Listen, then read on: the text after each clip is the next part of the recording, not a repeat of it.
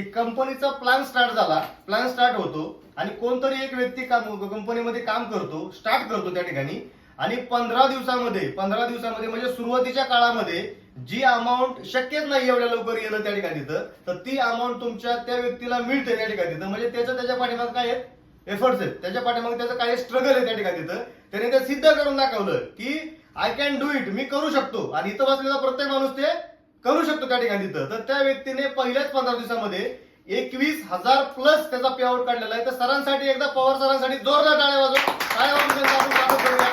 Mister Pawar sir, diamond leader, group company आहे.